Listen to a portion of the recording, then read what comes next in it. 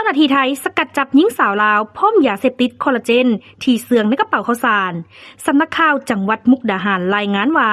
วันที่13กุมภาพันธ์2026เจ้าหน้าที่จังหวัดมุกดาหารได้แถลงผลการจับกุมขบวนการลักลอบขนส่งยาเสพติดข้ามชาติที่ด่านชายแดนขัวมิตรภาพไทยลาวแห่งที่2มุกดาหารสวรรณเขตเหตุการณ์ดังกล่าวเกิดขึ้นในขณะที่เจ้าหน้าที่กำลังปฏิบัติหน้าที่กวดรถโดยสารประจำทางระหว่างประเทศมุกดาหารสวรรณเขตตามปกติจากการสังเกตเห็นผู้โดยสารหญิง1คนมีท่าทางพิรุธเจ้าหน้าที่จึงได้ขอเข้ากวดค้นภายหลังเข้ากวดค้นและสอบสวนหู้ซื่อนางหลัดสมัยประชาชนบ้านค้ำสีดาเมืองจำพรแขวงสวรรณเขตมีพฤติกรรมน่าสงสัยจึงขอกวดค้นโดยละเอียดและพบสิ่งของต้องสงสัยอยู่ในกระเป๋าข้าวสารจากการตรวจสอบเบื้องต้นพิสูจน์พบเป็นสารเสพติดประเภทที่1เอ็กซ์ตาซีหรือยาอีชนิดสีขาวลักษณะผงจำนวน10ซองน้ำหนักประมาณ800กรัมประกอบมี